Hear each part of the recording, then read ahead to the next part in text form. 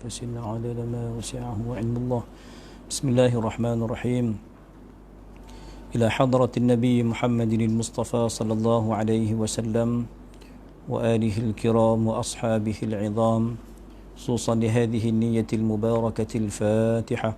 أعوذ بالله من الشيطان الرجيم. بسم الله الرحمن الرحيم. الحمد لله رب العالمين الرحمن الرحيم مالك يوم الدين إياك نعبد وإياك نستعين اهدنا الصراط المستقيم صراط الذين أنعمت عليهم غير المغضوب عليهم ولا الضالين آمين. السلام عليكم ورحمة الله وبركاته. الحمد لله والصلاة والسلام على سيدنا رسول الله وآله وصحبه ومن نصره ووالاه. أما بعد. Tuan-tuan, sidang penuntun, muslimin muslimat yang dirahmati Allah Subhanahu wa taala sekalian, alhamdulillah, saya Dr. Syuhada bin Mahmud daripada Seremban diberikan amanah dan tanggungjawab untuk berkongsi sedikit ilmu dan pengetahuan dan pengalaman pada sempena pengajian kuliah maghrib pagi inilah, yang dianjurkan oleh pihak Masjid Negara Kuala Lumpur. Terima kasih kepada tim kuliah Masjid Negara, Fadil Ustaz Amrul As dan timnya, alhamdulillah. Dan moga-moga sedikit perkongsian yang ingin saya sampaikan pada kesempatan ini insya-Allah memberi manfaat kepada kita semua insya-Allah.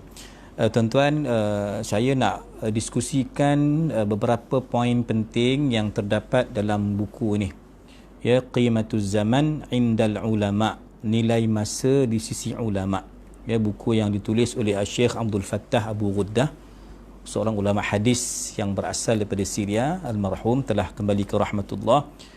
Dan buku ini merupakan catatan rekod kegemilangan para ulama, para aulia, ya, yang sangat-sangat mengambil berat tentang pengisian jadual mereka, tentang waktu mereka, tentang wazifah mereka, tentang aurat mereka. Maka insya-Allah, dan tuan-tuan, untuk pengetahuan bersama, kebetulan pula kitab ni saya baca di kuliah duha lah, pengajian kuliah duha Masjid Negara saya baca, dan telah adalah dalam 1/3 yang telah saya bincangkan bersama jemaah Masjid Negara yang mengikuti kuliah duha di Masjid Negara. Baik, bismillahirrahmanirrahim. Tuan-tuan, memang kita memahami dan kita merasai bersama cabaran kita duduk dalam suasana terkawal, ya, pergerakan kita dikawal, kita tak boleh sewenang-wenangnya keluar rumah, ya, dan termasuklah yang menerima kesannya ialah majlis-majlis ilmu. Dan kita kena faham, tuan-tuan, majlis ilmu ni juga merupakan sebahagian wirid, sebahagian wazifah kita. Kalau kita katakan masa kita ni, tuan-tuan, kita ni dipenuhi dengan tanggungjawab. Kata Imam Hasanul Banna, al-wajibat aktsaru minal awqat. Kewajipan kita sebenarnya lebih banyak daripada waktu yang kita ada. Kan, banyak tugas-tugas kita yang perlu kita sempurnakan, ya. Dan ada kewajipan kita ni, tuan-tuan, yang dia berulang, kita sebut dia bentuk harian. Sekurang-kurang kita 5 waktulah solat, ya, 5 waktu solat. Dan insya-Allah jadikan peluang dan ruang kita dalam fasa PKP ini, kita berjemaah lah dengan keluarga kita, ya, walaupun itu satu proses harian solat. Kemudian yang rajin ada nafilah, kemudian wirid yang selepas solat jangan ditinggalkan. Kalau masa ni pun kita tak boleh berwirid, kalau sekarang pun kita heboh dengan TV ke WhatsApp ke FB semata-mata, tak berwirid, tak jadikan Quran itu sebagai wirid, tak menjadikan wirid ma'thur yang dibaca, yang dianjurkan oleh Nabi SAW itu sebagai wirid kita, maka ini satu tanda terpalingnya taufik daripada Allah kepada kita, ya kan. Jadi ada wazifah harian yang kita kena sempurnakan. Jadi wirid, wirid zikir, wirid selawat, wirid Quran itu wirid lah yang kita lazimi, tuan-tuan. Ada yang bentuknya mingguan, ada yang bentuknya kita kata bulanan, tugasan-tugasan kita mingguan, solat Jumaat, ya kan, bulanan tuan-tuan, adanya puasa Yaumul Baid contohnya, tahunan kita pun dah berdoa Allahumma barik lana fi Rajab, Rajab dah berakhir, dah masuk pula Ramadan, Allahumma barik lana fi Sya'ban, menanti wa ballighna Ramadan, ya tak, kita nak berdoa sampaikan Ramadan. Ada yang tambah doa tuan, wa ballighna Syawal, kata dia takut tahun ni tak ada raya, kena kurung. Jadi insya-Allah mudah-mudahan sama-sama kita puasa, sama-sama kita berjemaah tarawih, sama-sama kita teruskan aktiviti kita, ibadah kita, pekerjaan harian kita insya-Allah, dan Allah akan memberikan kemenangan kita insya-Allah dengan raya sama-sama insya-Allah. Tuan-tuan sekalian, jadi kalau kita melihat kepada perbincangan waktu ni tuan-tuan, masa ni satu perkara yang kita faham bersama. Ya, menarik tuan-tuan apa yang dicatatkan oleh guru kami Prof. Syekh Atiyah Mustafa Muhammad ketika beliau menakalkan kata-kata guru beliau Sayyidil Arif Billah Syekh Saleh Al-Ja'fari Al-Azhari ketika ditanya apa itu masa, apa takrif masa, apa definisi masa tuan-tuan, maka ya diterjemahkan, ditarifkan masa itu oleh para sadah as-sufiyah, orang-orang sufi yang cukup cemerlang dalam menjaga masa kita, menjaga masa mereka dengan wirid mereka, dengan Quran mereka, dengan tahajud mereka, dengan puasa mereka. Ini para sufiyah, para aulia, para ulama. Maka dikatakan kalau takrif masa ikut neraca orang sufi seperti yang disebut oleh Syekh Saleh Al-Ja'fari, iaitu waktu itu ialah dharfu amal. Dikatakan dikatakan terjemah ya, yang dikatakan sebagai waktu itu, masa itu ialah wa dharfu amal, wahana ya untuk kita beramal, tempat untuk kita beramal, ruang untuk kita beramal. Itulah masa tuan-tuan, ya, itulah masa. Dan kita dalam keadaan hari ini ya, sewajarnya kita memanfaatkan waktu kita. Kita tak boleh keluar kecuali hal-hal yang dibenarkanlah dalam suasana yang sangat terbatas.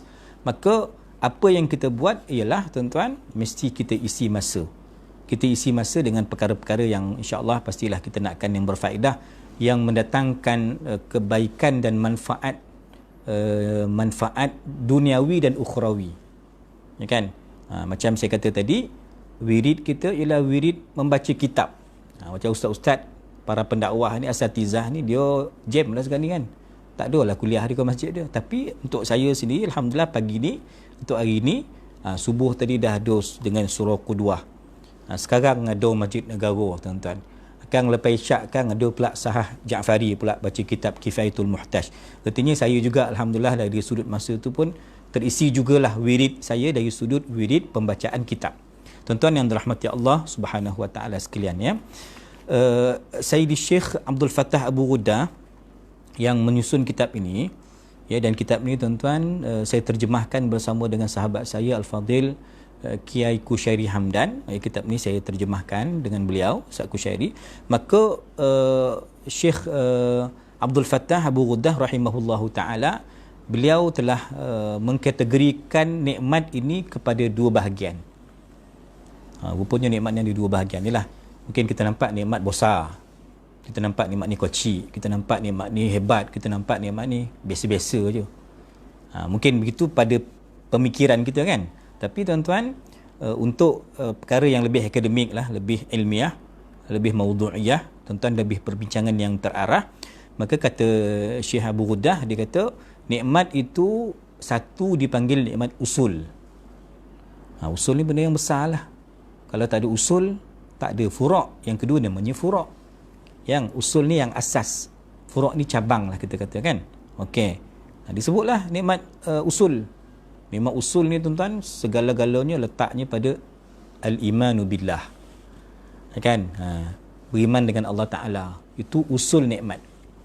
Maka saudara-saudara, datuk-datuk, tuan-tuan yang mengikuti pengajian ni, insya-Allah saya percaya orang yang telah Allah anugerahkan dengan usul nikmat ini, iaitu beriman dengan Allah Subhanahu wa Ta'ala, ya kan? Kita beriman tuan-tuan, nikmat beriman ni nikmat yang bukan boleh kita minta. Ini anugerah semata-mata daripada Allah Subhanahu Wa Taala. Ya, Allah bagi kita iman dan kita minta kita kekal dalam nikmat ini, nikmat yang paling usul. Kerana kalau kita buat furuk, benda-benda cabang, kita puasa lah rajin pun, rajin tolong orang, buat kebajikan, tapi kalau usul nikmat ni tak ada, iman tak ada, jadi yang belakang-belakang itu tidak dikira lah. Kecuali kata ulama, untuk yang orang kafir yang buat baik kat dunia ni, dia jadi barisan hadapan menolong mangsa-mangsa COVID-19 contohnya, dia dapat bahagia hati dia. Tapi setakat tu je lah, dia tak dapat balasan akhirat, kerana usul nikmat itu tak ada kat dia, sebab usul iman tu tak ada pada dia. Ini untuk orang kafir. Na'udzubillah min zalik. Kita tuan-tuan, usul nikmat kita dah ada. Okey, kita bagi contoh tuan-tuan, nikmat yang cabang, yang furuk ni. Contohnya kata Syekh di sini, keluasan ilmu. Tak ada ilmu yang luas. Jadi tuan-tuan, sekarang ni ambil masa lah membaca lah kan. Baca agak-agak tak faham, tanda lah. Nanti dah lepas fasa kedua ni, gelombang kedua ni, insya-Allah kita dah boleh bertemu semula dengan tuan-tuan guru kita. Kita rujuk, kita tanyalah. Keluasan ilmu ni merupakan nikmat. Okey, lagi tuan-tuan, kesihatan. Kan? Kesihatan yang baik. Kemudian ada harta yang banyak. Ini dianggap sebagai furuk, nikmat yang furuk. Sebab dengan keluasan ilmu, dengan kesihatan yang baik, dengan harta yang banyak, kita jadikan jambatan kita untuk mendekatkan diri kepada Allah Subhanahu Wa Taala. Ini dipanggil sebagai furuk nikmat. Ya kan? Adalah benda-benda yang sunnah, orang yang mulazamah dengan sunnah, yang istiqamah dalam pakaian dia, dalam percakapan dia, tuan-tuan. Ini semua dianggap sebagai furuk nikmat. Kan? Okey, selesai tuan-tuan. Kemudian rupanya tuan-tuan, ada lagi jenis usul nikmat, nikmat yang asal, yang usul tuan-tuan, yang dikecapi oleh manusia, iaitu dianggap tuan-tuan nikmat ilmu. Nampak? Nikmat ilmu tadi, kalau luas tadi, meluaskan ilmu tu dia jadi cabang. Tapi nikmat asal ilmu itu, dia merupakan nikmat yang penting. Ya tak? Penting ilmu ni tuan-tuan. Kalau tak penting, kita belasah semayang Jumaat tadi. Padahal tak boleh semayang Jumaat. Kepada ulil amri, pemerintah kata tak boleh. Kan, mula-mula dulu masa merebak dulu, memang kita komen, kita protes. Kita kata hifzuddin dalam maqasid syariah, objektif syariah, kita kata jaga agama lebih wajib daripada jaga nyawa, daripada jaga harta dan sebagainya kan. Tapi rupanya dengan wabak ini, dengan musibah ni, kita nampak bahawa dengan tak menjaga nyawa kita tuan-tuan, dia akan menggadaikan lagi banyak prinsip dalam maqasid syariah. Kan, kita kalau ikut ilmu kita yang dangkal ni, kita nak je lawan Jabatan Mufti. Kita kata apa pula, tak bagi sembahyang Jumaat, bagilah, duduklah jarak-jarak contoh kan. Tetapi tuan-tuan, ada asas yang kukuh kenapa pihak ulul amri, pihak yang ada wibawa, yang ada autoriti melakukan keputusan demikian, kerana ilmu mereka. Jadi ilmu ni nikmat, ya kan? Satu nikmat daripada Allah Subhanahu Wa Taala. Maka ini yang perlu kita jaga baik-baik tuan-tuan.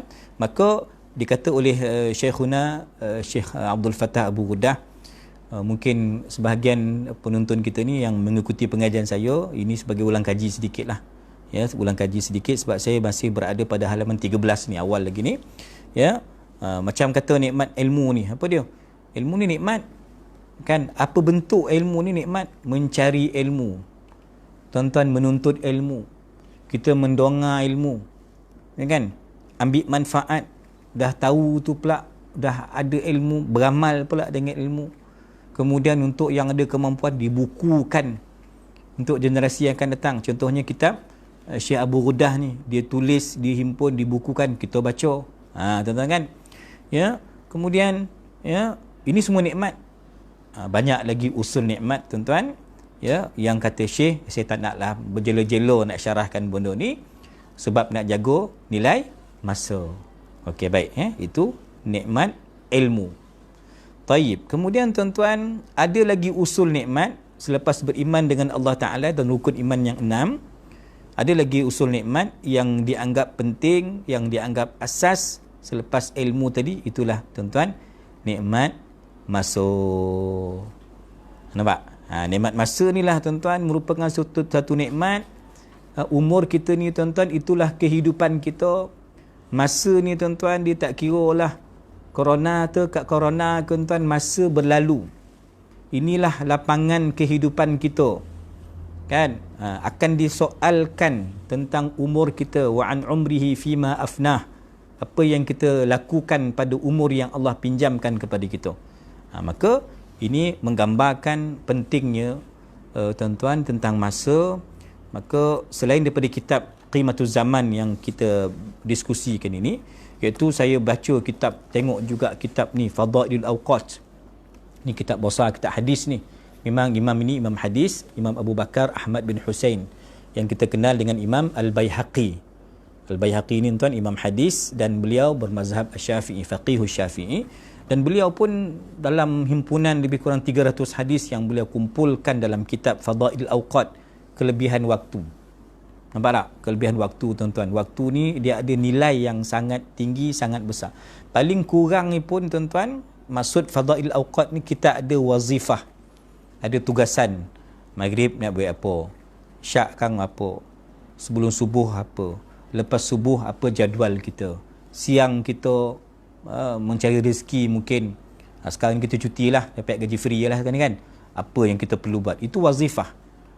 Kan? Dalam wazifah ni lah tanggungjawab tuan. Ini Imam Baihaqi, datang pula Imam Ibn Rajab Al-Hambali. Ya tak? Imam Ibn Rajab yang bermazhab Hambali, seorang ulama hadis juga. Beliau pula buat kitab tuan-tuan Lataiful Ma'arif fima limawasimil am minal wadhaif.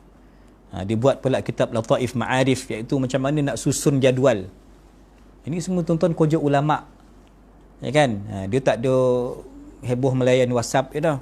Dia tak ada sibuk masuk gosip-gosip ni, siapa yang dapat bantuan, siapa tak dapat bantuan. Dia tak ada campur-campur benda tu sangat. Dia tuan-tuan memberikan pencerahan kepada kita, panduan kepada kita macam mana nak susun jadual. Kalau tak tuan, bercelaru hidup kita ni, kita mati esok, na'udzubillah, tak ada bekalan. Maka ada hadis yang disebutkan yang cukup masyhur tuan-tuan sekalian, yang saya dengar banyak kali daripada Syekhuna Syekh Nuruddin Al-Banjari, ya, yang disebutkan bahawa inna lillahi fi ayyamid dahri nafahat fata'arradu laha. Sesungguhnya Allah Subhanahu wa taala pada hari-hari kamu ni, Allah ada limpahan kurniaannya, nafahat.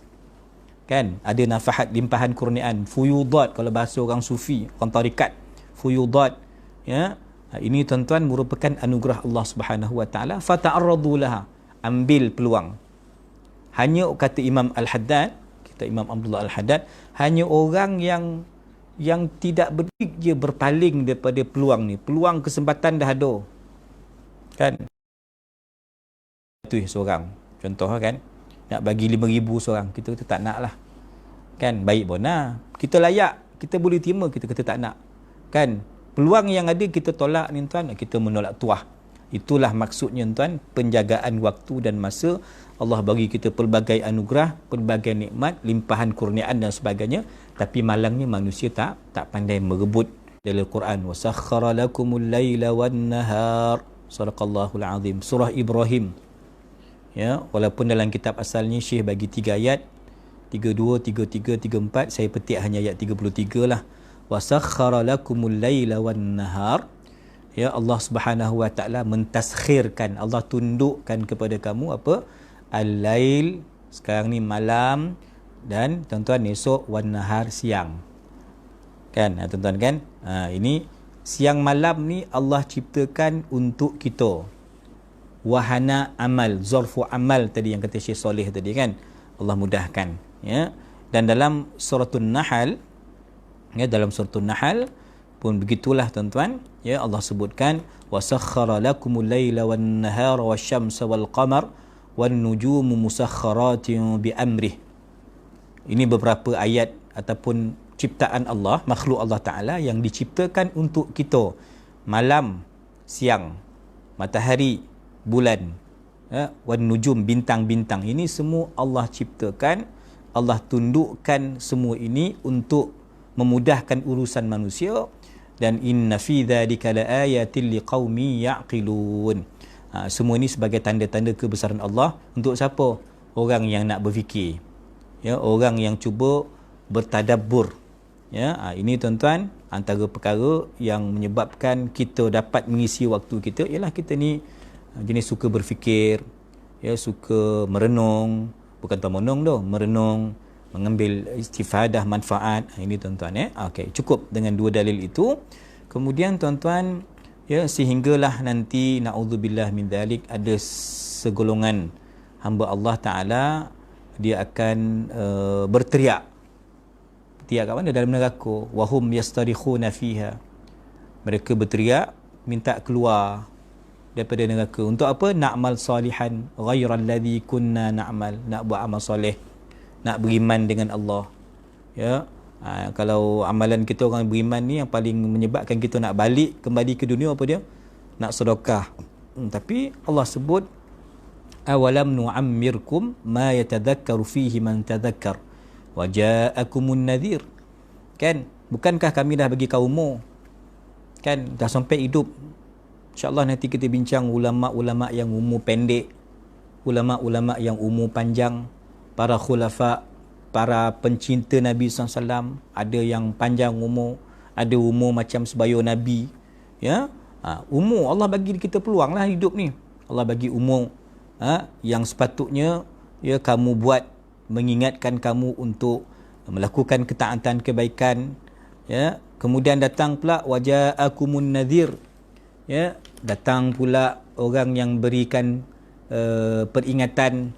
Hari ni yang beri peringatan ustaz-ustaz lah, khatib, ya, berikan peringatan tentang kehidupan yang hakiki, yang sebenar. Jadikan dunia ni sebagai jambatan kepada akhirat. Ini semua, ya, kata Imam Ibnu Katsir radhiyallahu an dalam tafsir beliau, kata Imam Ibnu Katsir, bukankah kamu lama hidup kat dunia, kan? Sekiranya kalian ikut benda yang hak, yang benar, kalian akan dapat manfaat dalam kehidupan dan kebahagiaan. Okey, tuan-tuan sekalian. Maka kata Imam Qatadah, umur kita ni dia sebagai, ya, sebagai apa? Kalau umur yang terlampau panjang, tuan-tuan, lagi banyak umur kita, lagi banyak kita karaoke, lagi banyak umur kita, contohnya lagi banyak kita membuang masa, tak pandai mengisi masa, tuan-tuan, maka umur tu satu bala, satu hujjatun alaik.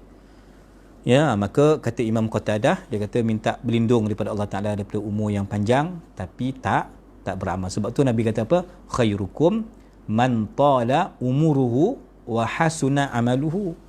Yang terbaik kalangan kamu ni siapa? Umur panjang tapi elok amal. Tuan-tuan, sehinggalah para ulama hadis, tuan-tuan, menghimpunkan dalam hadis mereka. Cukup saya baca hadis Imam Ahmad bin Hanbal dalam musnad beliau. Dia kata man amarahu Allah Ta'ala 60 sanah faqad a'dhara ilaihi fil umur. Kan, siapa Allah bagi umur 60 tahun tapi tak beramal lah, kita kata tak ada wazaif tadi, tak ada aurat tadi, ya, maka sesungguhnya ia telah dinafikan untuk memohon keuzuran. Tak ada alasan nak minta maaf, ya. Memang kena hukumlah kita kalau dah sampai umur 60 tak lagi beramal. Kata Syekh Abu Hudah, dia kata ini bermaksud segala alasan yang diberikan apa tak mau beriman untuk orang kafir, ataupun kita yang dah beriman ni tak nak pula meningkatkan kualiti iman kita, kualiti amal kita, tak nak pula kita mengaji, tak nak pula kita tambah ilmu, ya. Maka kata Syekh di sini, ya, tidak akan diterima alasan-alasan itu kerana Allah Subhanahu Wa Taala dah beri umur yang panjang untuk kita beriman, ya, untuk kita melakukan perkara-perkara kebaikan. Okey, tuan-tuan, ya. Taib, qala rahimahullahu taala. Kemudian dalam bab sumpah ni saya kira kita jelaslah, wal asri wad duha wal laili, ya. Kemudian Allah sebut wal fajri, kemudian fala uqsimu bisyafaq. Ini semua firman-firman Allah Taala yang dimulakan dengan sumpah mengenai kepentingan waktu dan masa. Maka sebab itulah Nabi sallallahu alaihi wa alihi wasallam Nabi jelaskan ada dua nikmat. Ramai orang tertipu. Kan ramai yang terpedaya dengan dua nikmat ini. Ni'matani maghbunun fihima kathirum minan nas. Ramai yang tertipu. Apa dia tuan-tuan? As-sihhatu wal faragh. Nikmat kesihatan dan nikmat kelapangan waktu. Nampak tak? Sebab tu sesuailah tuan-tuan, Syekh tadi dalam awal muqaddimah, Syekhuna Abdul Fattah ni dia kata nikmat kesihatan, nikmat waktu ni antara usul nikmat. Kan? Sesuailah perbahasan tu, sebab kalau tanpa sihat, sekarang ni apa nak buat tuan-tuan? Ya kan? Apa kita boleh buat? Tak boleh buat apalah, hujan Allah Ta'ala kan? Kita kena bersabarlah, berdoa, ambil langkah-langkah untuk kita dijangkiti oleh COVID-19 ni. Itu kita nak sihat. Kemudian cuma mungkin ada sedikit ruang kita dalam tempoh ni tuan, kita ada kelapangan al-faragh, lapang sikit. Jadi orang komen, ustaz, ini yang khatam-khatam Quran ni ada dalil ke ni? Contoh kan, grup taman pun buat khatam Quran, grup NGO pun buat, contohnya kan, tim pejabat pun buat, sekolah madrasah pun buat, dibagi-bagilah. Yang ni juzuk 8, keluarga yang ni juzuk 21, cukup 30 juzuk, cukuplah koram dia 30 juzuk. Nanti kan tentukan waktu dia, nanti baca doa di rumah masing-masing lah, tapi adalah ustaz yang lead untuk memimpin bacaan doa tu. Buatlah grup WhatsApp ko macam ni kan, video ko apa, pandai-pandai lah buat. Boleh ke macam tu kan, tuan-tuan? Jadi dalam isu ni memang kita kata ia tidaklah memenuhi maksud khatam Quran yang sebenar.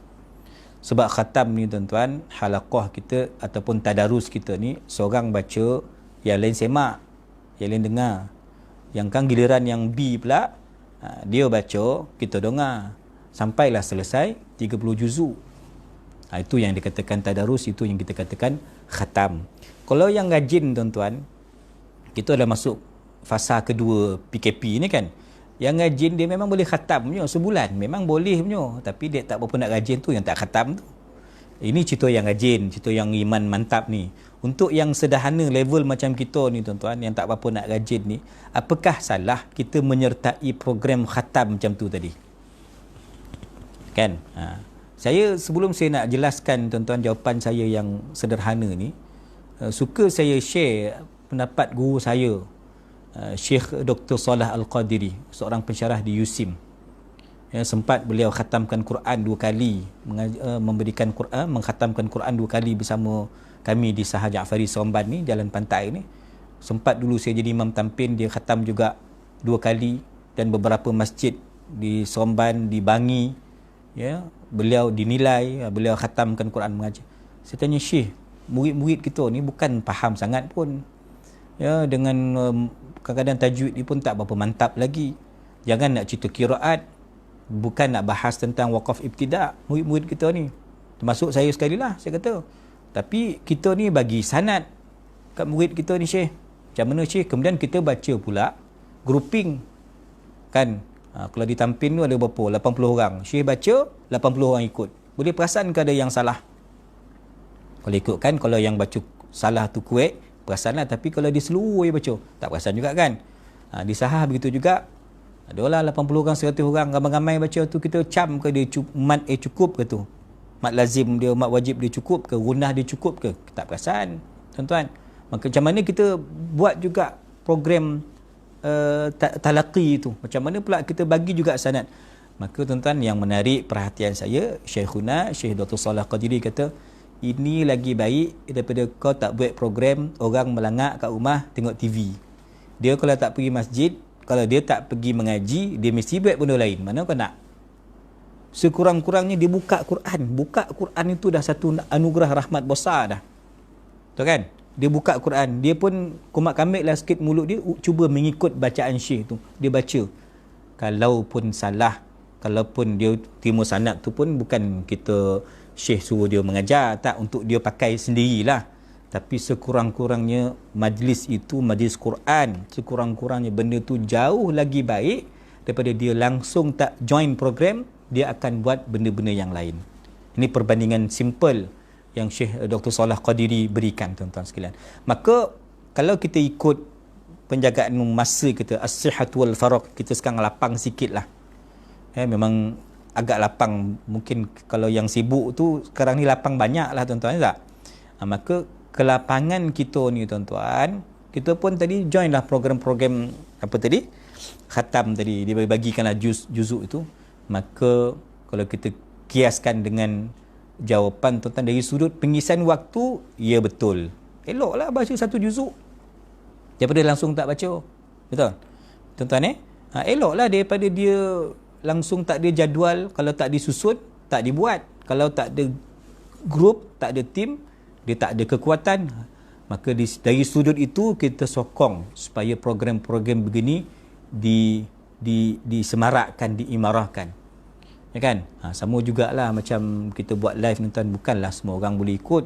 Ada acik-acik tu tak roti benda Allah ni, saya pun tak roti, kena pakai admin yang tolong buka ni, buka live ni tuan-tuan. Tetapi sekurang-kurang ada juga benda yang kita dengar nasihat satu dua perkara, insya-Allah yang kita harap ini memenuhi maksud as-sihhatu wal faragh. Kita tak jadi orang yang tertipu dengan kelapangan kita, dengan waktu kita. Sekurang-kurang waktu kita ada pengisian, ya, dengan Quran tadi, dengan khatam satu juzuk tadi, dengan yasin kita, dengan tahlil kita. Buatlah apa-apa amal tuan-tuan yang bermanfaat, insya-Allah akan meningkatkan kualiti ilmu kita, kualiti amal kita, meningkatkan iman kita kepada Allah Subhanahu wa taala. Tuan-tuan yang dirahmati Allah Subhanahu wa taala sekalian, sebab tu Imam Syafi'i, ya, sebelum cerita Imam Syafi'i, Allah Subhanahu wa taala memberikan perbandingan nanti di hari kiamat.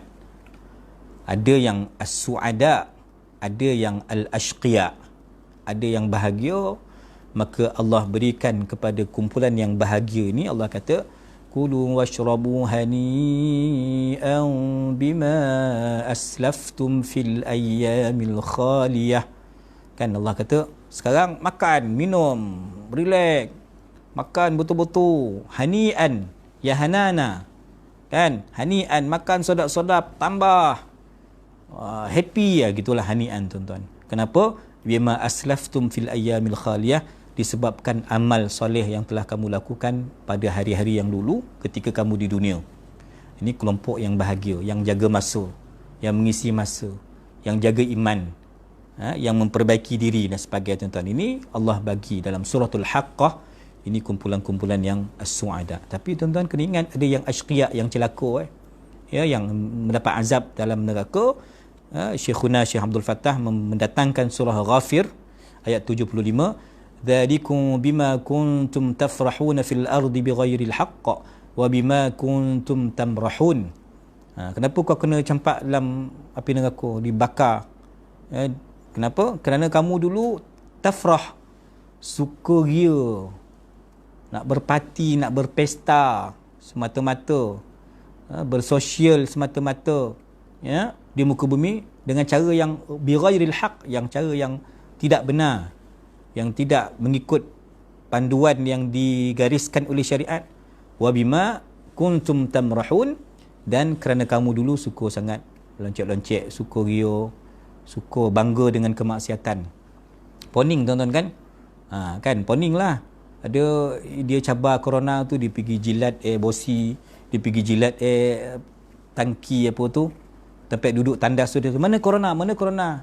Saya tengok tadi di Israel tuan-tuan, budak-budak yang ini ortodoks, yang Yahudi yang ortodoks ni, ada 12% penduduk dia yang anti, yang tak suka ikut kerajaan Israel yang buat lockdown ni. Dia nak keluar juga, dia saja bosin-bosin, batuk-batuk depan polis Israel tu. Tak ada lah Israel tuan-tuan. Tapi nak cerita, ya, jangan suka dalam maksiat. Yang paling parah lagi, berbangga dengan maksiat, tunjuk-tunjuk dia dengan maksiat, tak turun bala pun, kan. Aku LGBT tak ada apa-apa bala pun, kalau aku salah Allah mesti turun bala sekarang. Ini tuan-tuan, Allah sebut wa bima kuntum tamrahun, bersukaria dalam melakukan kemaksiatan tuan-tuan. Ya, jadi insya-Allah mungkin saya kira dalam penutup 5 minit lagi kita dah isyak kan. Ya, kita ambil kata-kata Al-Imam Syafi'i radhiyallahu an. Kata Imam Syafi'i, saya bersahabat dengan golongan ahli sufi. Ya, tuan-tuan, antara guru Imam Syafi'i ni Syaibanur Ra'i. Kalau Imam Abu Hanifah, Imam Ja'far As-Sadiq. Kalau Imam Ahmad bin Hanbal tuan-tuan, dia juga berguru dengan Syaiban Nurra'i, guru Imam Syafi'i ini. Dan juga Imam Ahmad mengaji dengan Imam Haris Al-Muhasibi. Ini tim-tim orang sufi di zaman awal, zaman salaf dulu tuan-tuan. Maka antara faedah yang diperoleh oleh Imam Syafi'i dalam konteks masa ini ialah, masa ni ibarat pedang. Kalau kamu tak potong dia, dia potong kamu, habislah kamu. Kalau kamu tak jaga dia, dia akan pancung kamu. Takkan 24 jam. Sekarang punya musim pun tak sembayang, teruk sangat kita ni kan. Allah dah bagi peringatan demi peringatan. Takkan yang fardu tu pun tak boleh buat. Takkan dah sikit nak tambah qabliyah ba'diyah pun kita tak boleh buat. Sekarang lah masa dia kita nak beramal, sebab masanya sangat lapang dan panjang. Sekurang-kurangnya kita mula dari sekarang. Kalau kita tak potong tuan-tuan, nanti waktu tu potong kita, orang bertemu Allah Ta'ala, balik ke alam akhirat nanti dengan bekalan, kita pokai, kita tak ada apa-apa kita bawa untuk bertemu Allah Subhanahu wa Ta'ala. Qala rahimahullahu ta'ala, contohnya kata Syekh Abdul Fattah, solat. Pahala kita nak kira macam mana? Kan ada kumpulan yang Nabi kata SAW, kathaubil khaliq, ataupun kathaubil khalaq, kain buruk dicampakkan sembahyang balik kau, ambil lah sembahyang kau ni, cincai boncai sembahyang. Ya tak? Tuan-tuan, ada jenis begitu. Ada jenis yang alhamdulillah yang cuba memperelokkan solatnya, menjaga khusyuknya, alhamdulillah. Ya, tuan-tuan. Jadi kita solat ni tuan-tuan berdasarkan khusyuk kita. Pahala kita tu berdasarkan, ada yang dapat penuh. Kalau berjemaah adalah ekstra 27 kali ganda tu, 25 kali ganda tu, sebagian riwayat kata 25. Alhamdulillah adalah. Kan? Ada bahagian, ada yang Nabi kata usyur, ada 1/10. Bahagian masing-masing berdasarkan tumpuan kita mengagungkan Allah, membesarkan Allah, merasakan diri kita hamba Allah. Ini banyaklah kita dapat pahala. Tapi kalau kita meraban ni kan, macam-macam kita fikir, maka banyaklah potong markah dia. Itulah tuan-tuan kiasannya tuan-tuan, umur kita. Umur kita ni dikira yang manfaat saja. Kan, tolak tidur, tolak mengumpik, tolak makan. Tapi kalau tidur, makan tadi untuk ibadat, okeylah. Tolak itu, tolak ini. Oh, semayang kita punya mun laju 5 minit, tapi berburak 5 jam kita tahan. Kan, pegang Quran 10 minit, surah Kahfi pun tak boleh habis baca 110 ayat. Patut masa ni kurang-kurang memang boleh baca lah. Kan, nanti musim lepas corona, wallahu alam, nak dapatkan 10 awal 10 akhir pun dah baguslah untuk disebah orang yang sibuk ni kan. Tapi tuan-tuan sekalian, yang dikira manfaat usia kita ni lah usia yang kita gunakan untuk Allah, kerana Allah, lillah, tuan-tuan. Itu yang dikira bermanfaat, yang mendapat catatan, yang memberatkan timbangan amal kita nanti di hari akhirat, insya-Allah. Tuan-tuan, sebenarnya insya-Allah nanti saya akan masuk pula kepada contoh dan praktikal para ulama, para contoh-contoh ulama salaf dan khalaf kita yang begitu cemerlang dalam menghayati, dalam memahami, dalam mempraktikkan tuntutan ayat dan hadis-hadis ini. Mereka sangat faham. Para tabi'in, para sahabat yang telah mendapat didikan Nabi SAW.